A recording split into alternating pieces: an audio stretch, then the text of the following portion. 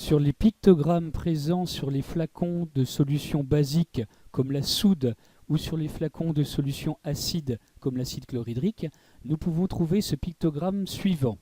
Celui-ci indique que la solution est corrosive, c'est-à-dire qu'elle est dangereuse puisqu'elle peut ronger les matériaux et les tissus vivants. Ainsi, la plupart du temps, nous diluons ces solutions, c'est-à-dire que nous ajoutons à l'intérieur de l'eau pour qu'elles deviennent moins concentrées et donc moins dangereuses. Ainsi, pour diluer de l'acide, deux possibilités s'offrent à nous. Soit dans un premier temps, nous pouvons ajouter de l'acide dans de l'eau, ou dans un deuxième temps, nous pouvons ajouter de l'eau à l'acide. Seulement, l'acide réagit avec l'eau lors d'une transformation exothermique, c'est-à-dire qu'il libère de la chaleur. Ainsi, une sorte d'ébullition peut se produire avec des projections. Dans le cas où l'on ajoute l'acide dans l'eau, les projections contiendront essentiellement de l'eau, puisque au départ, le liquide majoritairement présent, c'est celui présent dans le bécher, c'est donc l'eau. Par le même raisonnement, dans le cas où l'on ajoute l'eau à l'acide, nous comprenons que les projections contiendront essentiellement de l'acide. Ainsi, pour des raisons de sécurité, lorsque nous diluons une solution acide ou une solution basique, il ne faut jamais ajouter l'eau à cette solution. Ainsi, c'est la solution qu'il faut ajouter délicatement dans l'eau.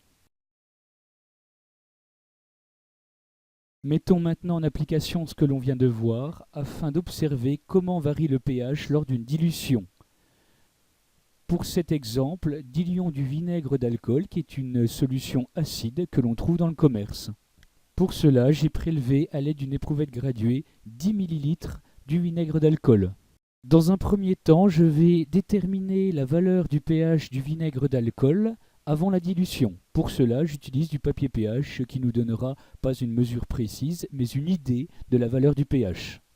Je vais prélever quelques gouttes de la solution grâce à une baguette de verre, et je déposerai ensuite ces quelques gouttes sur le papier pH. Voilà, nous pouvons constater que nous obtenons un pH aux alentours de la valeur 3. Ce qui est bien une valeur correspondant au domaine acide. Je vais maintenant diluer le vinaigre d'alcool à 10%, c'est-à-dire que je vais verser 10 ml du vinaigre d'alcool pour un volume total de 100 ml que je vais compléter avec de l'eau. Bien sûr, nous l'avons vu au début de cette vidéo, il faut ajouter l'acide dans l'eau et non pas le contraire. Donc je commence à ajouter une certaine quantité d'eau dans le bécher. Voilà, on constate bien que le liquide prédominant est l'eau. Je vais maintenant ajouter très délicatement les 10 ml d'acide.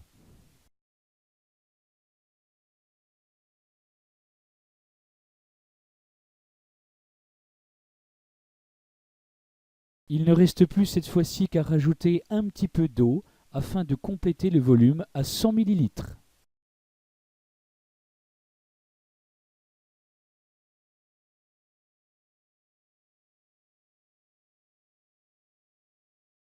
Dernière étape de la dilution, il faut cette fois-ci agiter à l'aide d'une baguette de verre afin de bien homogénéiser la solution.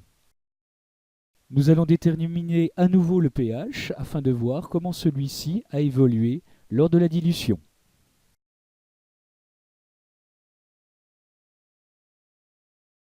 Voilà, nous constatons cette fois-ci que le pH est à peu près aux alentours de 4. Ainsi, le pH a augmenté, c'est-à-dire que l'acidité du vinaigre a diminué lors de la dilution. Tout ceci est bien cohérent puisque diluer une solution revient à la faire devenir moins concentrée.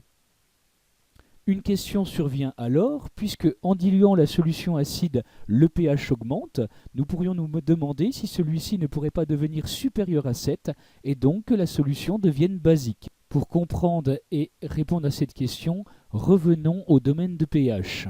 Lorsque nous diluons une solution, nous ajoutons en fait de l'eau, c'est-à-dire un liquide qui contient autant d'ions hydrogène responsables de l'acidité que d'ions hydroxyde responsables de la basicité.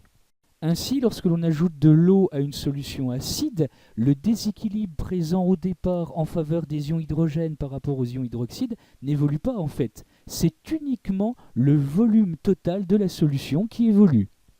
Ainsi, le déséquilibre en faveur des ions hydrogène est réparti dans un volume plus important, la solution est donc moins concentrée et le pH augmente pour s'approcher de la neutralité, c'est-à-dire 7.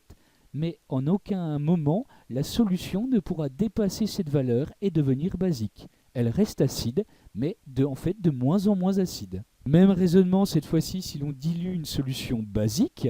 En fait, le déséquilibre en faveur des ions hydroxyde reste le même, seulement il est réparti dans un volume qui devient plus important. Ainsi, le pH, lui, diminue pour s'approcher toujours de la neutralité, mais la solution restera basique, elle ne pourra pas devenir acide.